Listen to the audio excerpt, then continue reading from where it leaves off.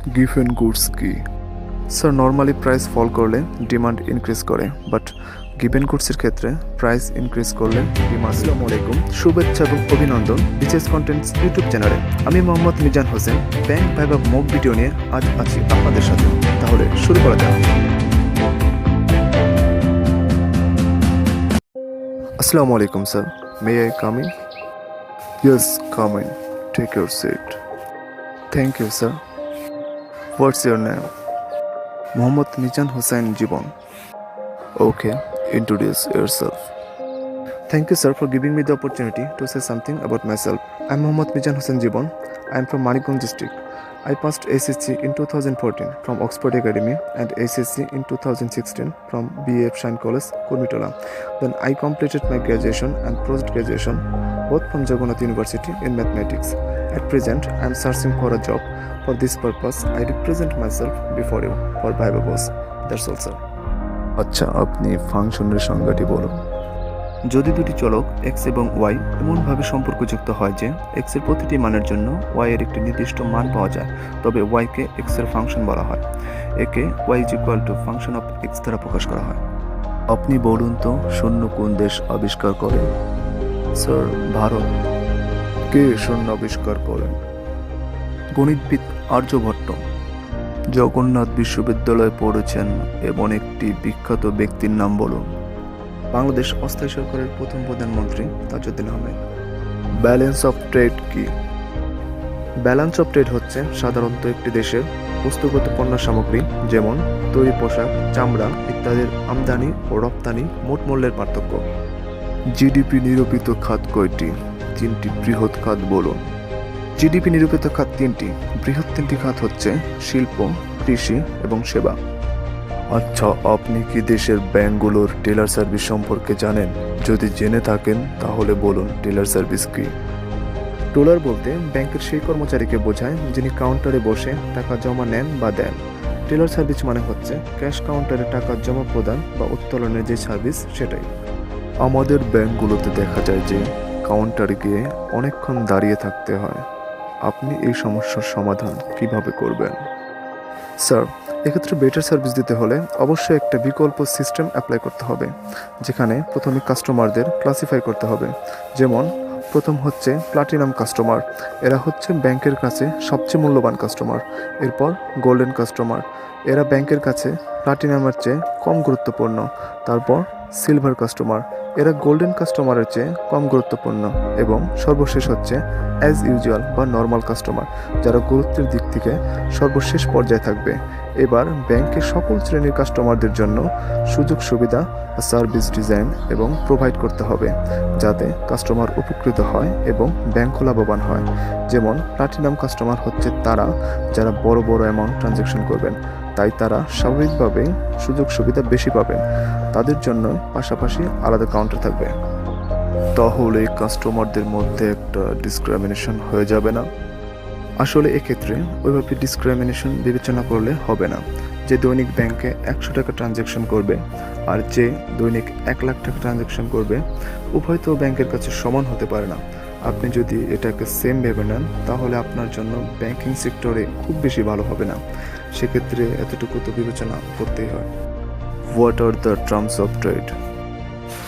Terms of trade refers the relative price of exports in the terms of imports and is defined as the ratio of export price to import price.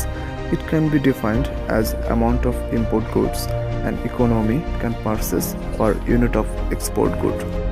What are the macroeconomic factors? Macroeconomic factors are economic output, unemployment, inflation, savings, and investment are key indicators of economic performance and are closely mentioned by governments, business, and consumers.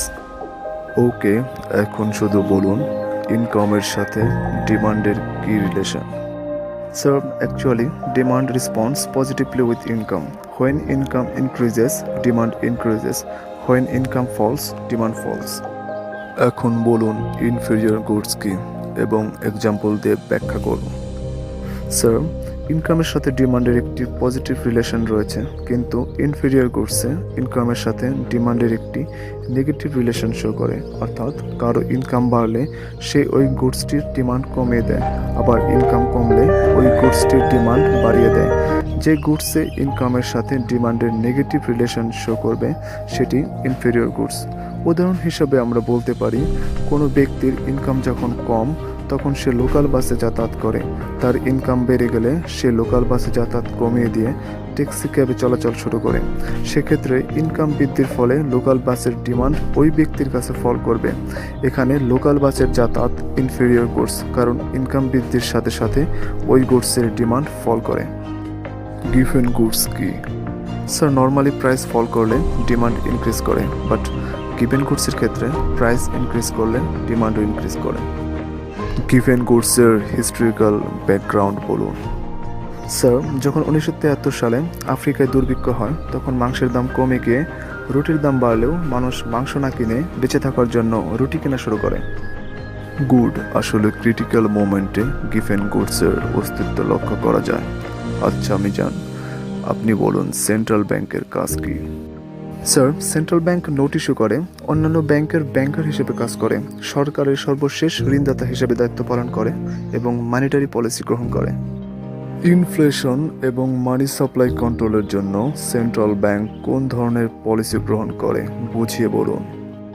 Sir, money supply control করতে central bank government repo rate, reserve repo rate, bank rate বাড়িয়ে দেয় এবং securities ও bond sell বৃদ্ধি করে, যার ফলে central bank market থেকে টাকা তুলে নিতে সক্ষম হয় এবং মানুষের হাতে মানি সাপ্লাইয়ে শর্ট পড়ে। ফলশ্রুতিতে ইনকাম কমে যায় এবং ইনফ্লেশন কন্ট্রোলে থাকে।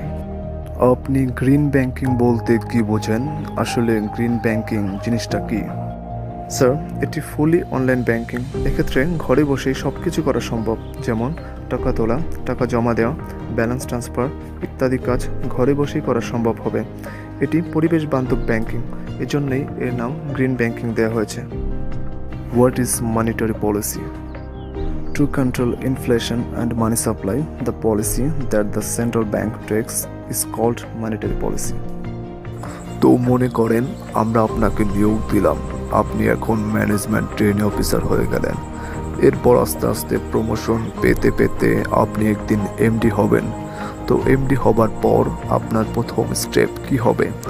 আপনার ব্যাংকের ইমপ্রুভমেন্টের জন্য আপনি ফার্স্ট স্টেপ কী নেবেন? সার্ভিস কোয়ালিটি ইমপ্রুভ করব। যেমন বিভিন্ন ব্যাংকের সার্ভিস স্টাইল বিভিন্ন রকম। যেমন মনে করেন আমরা যদি স্ট্যান্ডার্ড চার্টার্ড ব্যাংকের কথা মনে করি তাহলে বিশাল একটা সার্ভিসের কথা আমাদের মাথায় চলে আসে।